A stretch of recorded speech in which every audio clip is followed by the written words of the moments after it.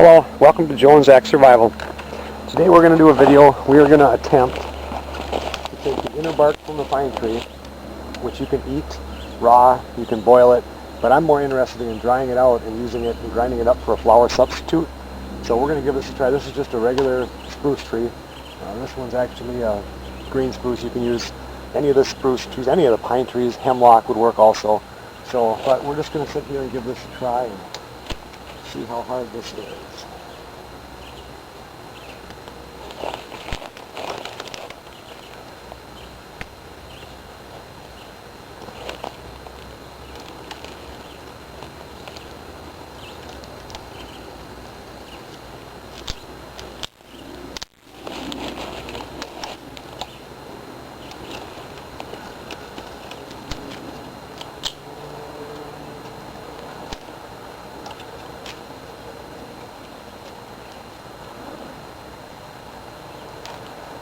Well, that actually comes off pretty darn easy.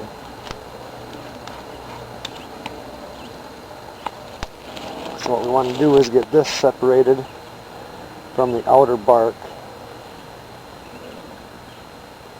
And it's going to come off in thin sheets like this here.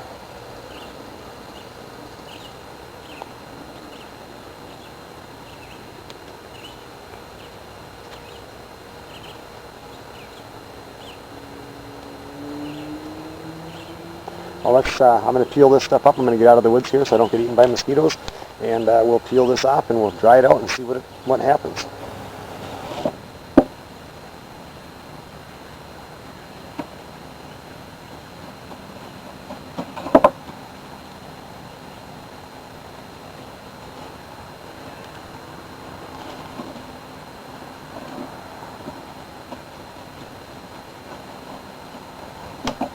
Kind of like filleting a fish.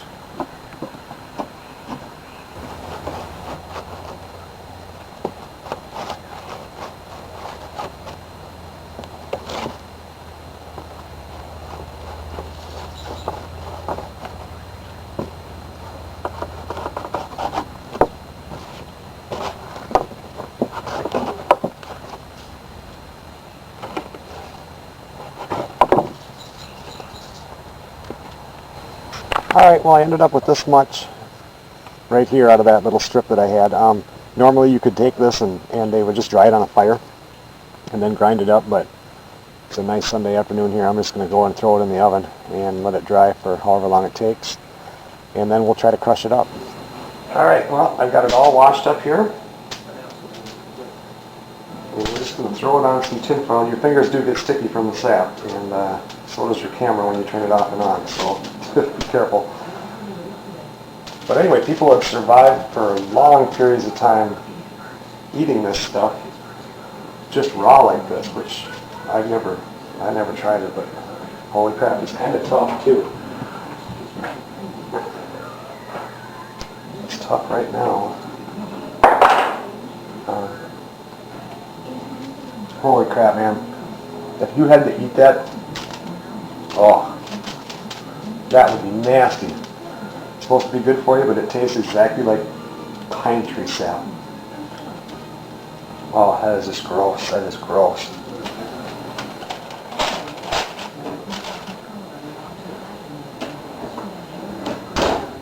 Well, it's all dried out now.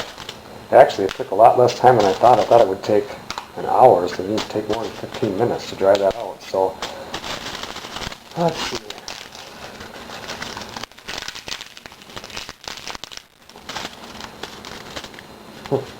Well, let's get something and try to mash that up a little bit.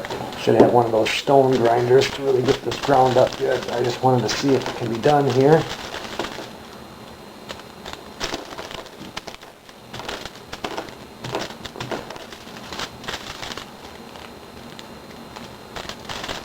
Boy, that's tough. So the way I was trying to grind it inside the house was not working. I don't have one of those little stone flour, or flour mills, whatever they're called. So we're going to try to do it rock on a rock.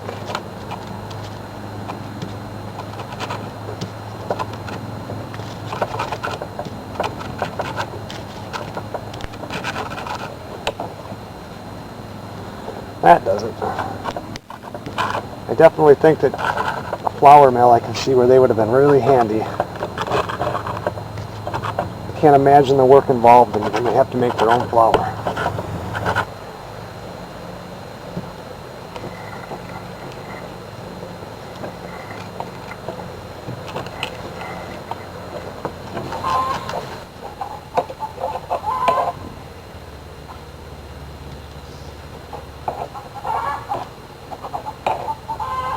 We got that ground up as best that we could with what we had to deal with. You can see we ended up with about that much, and I'd say it's between the consistency of flour, and there's some in there that are a little bit like instant mashed potatoes or instant potatoes, and little flakes, but real small.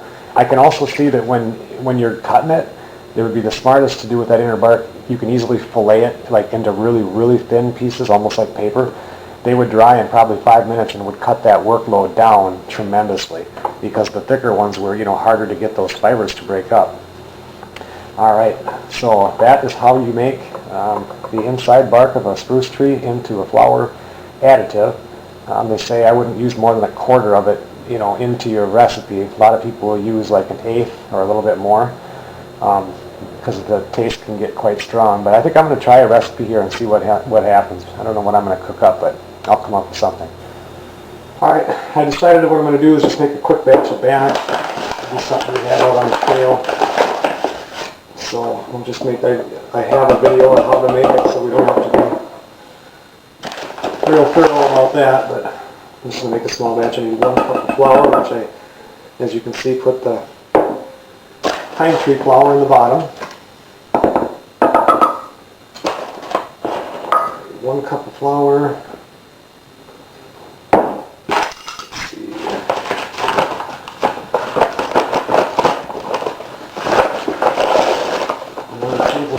Sugar,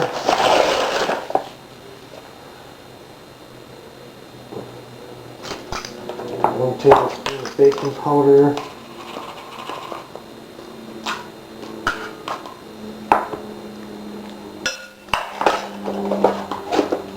half a teaspoon of salt, and some water. All right, well, I'll get this mixed up and we'll make it into some patties.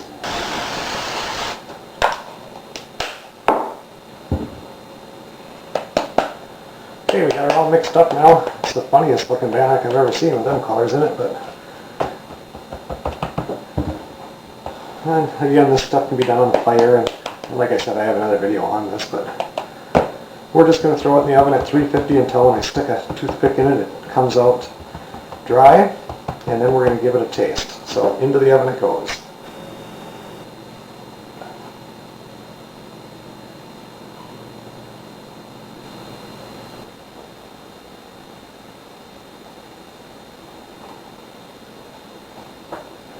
Okay, let's give her a try.